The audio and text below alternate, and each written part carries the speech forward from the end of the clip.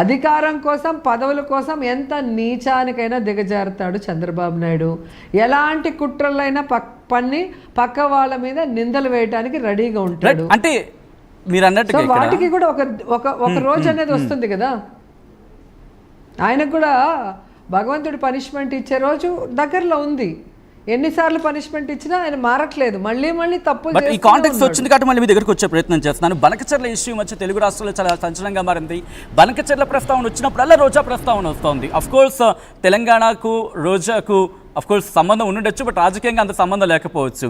ప్రతిసారి రేవంత్ రెడ్డి ప్రతిసారి కేసీఆర్ రోజా ఇంటికి వెళ్ళి చేపలు పులుస్తున్నారు, రాయలసీమకు నీళ్ళు ఇస్తారని మాట ఇచ్చారని విమర్శలు వినిపిస్తూనే ఉన్నాయి. సో ఏంటి ఆ రోజు ఏం జరిగింది? నిజంగా అటువంటి చర్చ జరిగిందా? బికాస్ ఈరోజు మీరు క్లారిటీ ఇస్తే దీనికి ఒక ఫుల్ స్టాప్ పడచ్చేమో. నాకు అదే అర్థం కావట్లేదు. చాలామంది నాకు ఆ వీడియో పంపించినప్పుడు నేను అనుకున్నా, సరే కేసీఆర్ గారిని పిలిచి భోజనం పెట్టింది, నేను ముఖ్యమంత్రి అయ్యాక నన్ను పిలిచి ఇంకా భోజనం పెట్టలేదని నా కోపమా, లేకపోతే మేమందరం కలిసి తెలుగుదేశంలో వర్క్ చేశాం కదా, మాకు జూనియర్ తెలుగుదేశంలో రేవంత్ మాకు జూనియర్. సో జూనియర్గా ఉన్న వ్యక్తి ఈరోజు సీఎం అయిపోయారు. సో మనం కలిసి పని చేసాం, మమ్మల్ని ఎందుకు పిలవట్లేదు ఇంటికి, మాకెందుకు భోజనం పెట్టలేదు, ఏదన్నా జలసిగా తప్ప వేరేముంది ఇక్కడ? పిలుస్తున్నారా రేవంత్ రెడ్డి గారిని భోజనానికి? మరి ఆయన వచ్చేలాగుంటే రమ్మని చెప్పండి, ఆయనకు కూడా భోజనాలు పెట్టి పంపిస్తా. లేకపోతే అసెంబ్లీ ఎప్పుడున్నా ఇదొకటి, రోజమ్మ భోజనం పెట్టింది, అది నాకు పబ్లిసిటీ ఇస్తున్నాడా లేకపోతే నన్ను ఎందుకు పిలవలేదనేసి పిలవమని రిక్వెస్ట్ పంపిస్తున్నారా, మనకైతే అర్థం కావట్లేదు. అసలు ఇందుకే ఏం జరిగిందండి ఆ రోజు? మీరు కేసీఆర్ గారిని పిలిచారు, భోజనం పెట్టారు, ఆ కాన్వర్సేషన్ ఏమి చెప్తారు సో దట్ ఫుల్ స్టాప్ పడే అవకాశం ఉంటుంది? ఆ రోజు నేను హైదరాబాద్లో ఉన్నానండి. యాక్చువల్గా ముందు రోజు ఈవెంట్లో ఉన్నాను. తమిళనాడులో 40 yearsకి ఒకసారి వాటర్లో నుంచి తీస్తారు కదా దేవుడిని. ఆ దేవుడిని చూడటానికి, ఆ గుడికి వెళ్ళటానికి కేసీఆర్ గారు తిరుపతిలో దిగి చెన్నై వెళ్తున్నారు. సో రేణిగుంట ఎయిర్పోర్ట్ టు చెన్నైలో ఒకే ఒక నియోజకవర్గం నాది మాత్రమే ఉంది ఆంధ్రాలో, వేరే ఏ కాన్స్టిట్యున్సీ లేదు.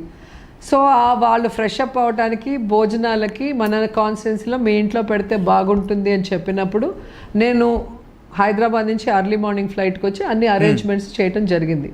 ఎందుకంటే పొలిటికల్గా డిఫరెన్స్ ఉండొచ్చు కానీ ఒక ఒక పోరాటం నాయకుడిగా, ఒక సీనియర్ పొలిటీషియన్గా వాళ్ళ కుటుంబంతో వాళ్ళు వచ్చినప్పుడు నేను గౌరవించి ఆహ్వానించాను. ఈరోజు రేవంత్ గారు వాళ్ళ వైఫ్ వాళ్ళ పిల్లలు వస్తారంటే కూడా నేను గౌరవంగానే ఆహ్వానిస్తే భోజనం పెడతాను, అంతేగాని వస్తానంటే రావద్దు మా ఇంటికి నేను పెట్టను అని చెప్పను. ఎలాగ బోనాల సందడి జరుగుతుంది హైదరాబాద్లో, పిలిచే అవకాశం కనిపిస్తుందా రోజా గారు? నన్ను ఎప్పుడు పిలవలేదండి వాళ్ళు. ఓకే, సో మేమైతే మొన్న ఈవెంట్ చేసాం, బోనాలు ఈవెంట్. ప్రజలకి దగ్గరగా మేము ఎప్పుడు బోనాలు బాగా ఇంట్రెస్ట్గా చేస్తాము. సో మొన్న ఈవెంట్ కూడా చేసాం నేను, శ్రీకాంత్ గారు. తెలంగాణ ప్రజలు నన్ను చాలా అభిమానిస్తారండి. మీరు ఆ ప్రాంతానికి వెళ్ళినప్పుడు చూడండి. నేను ఆంధ్రప్రదేశ్లో ఎమ్మెల్యే అయిన తర్వాత తెలంగాణలో ధైర్యంగా తిరిగి ఎలక్షన్ ప్రచారం చేశాను.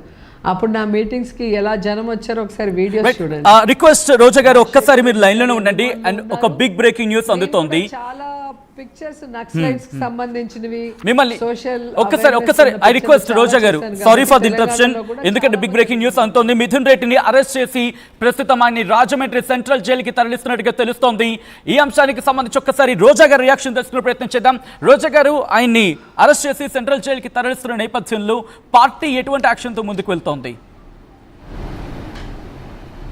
ఖచ్చితంగా జగనన్న ఈ విషయాన్ని వదిలిపెట్టాడు. ఎందుకంటే మిథునన్న అరెస్టు అక్రమ అరెస్టు.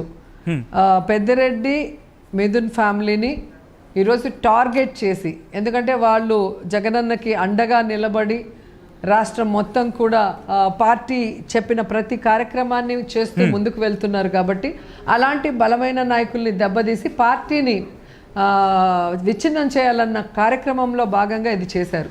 సో ఎక్కడా కూడా లిక్కర్లో తప్పు జరగలేదు, లిక్కరు ఎవరి ప్రైవేట్ వాళ్ళకి ఇవ్వలేదు, ప్రభుత్వానికి లాభం వచ్చే విధంగా చేసాం. ప్రజలకి కష్టం లేకుండా, ప్రజలు తాగుబోతులు కాకుండా మరి ప్రజల్ని కాపాడుకున్న జగనన్న మీద నిందలు వేస్తూ ఆయనకి బలమైన నాయకుడిగా ఉన్న మిథున్ గారిని అరెస్ట్ చేయటం అనేది ఇది చేతగాని దద్దమ్మ ప్రభుత్వం అంటే మిథున్ చేస్తున్న రెడ్డిని కనుక ఒక అరెస్ట్ చేస్తే నీతి పార్టీ మాలిన బలహీనపడుతుందా? సో దీన్ని నేను ఖండిస్తున్నాను.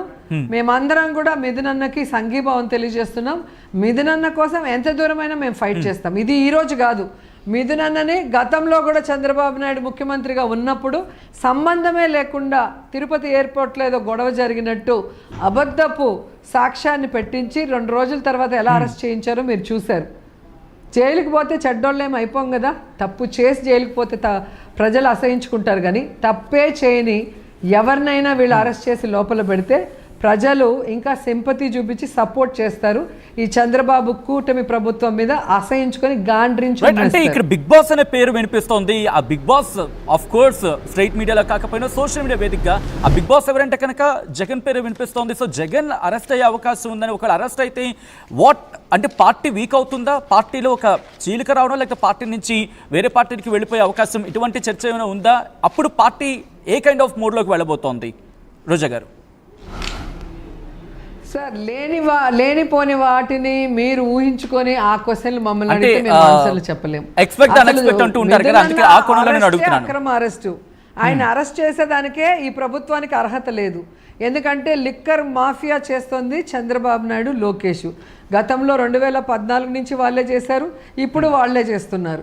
ఎక్కడ జగనన్న ప్రభుత్వం కానీ ఎవరు కూడా లిక్కర్ మాఫియా చేసింది లేదు. అలాంటిది మీరు మిథునన్ననే అక్రమంగా అరెస్ట్ చేసి మళ్ళీ ఈరోజు నిన్ను చేస్తారు, వాళ్ళని చేస్తారంటే ఏం సమాధానం చెప్తారు?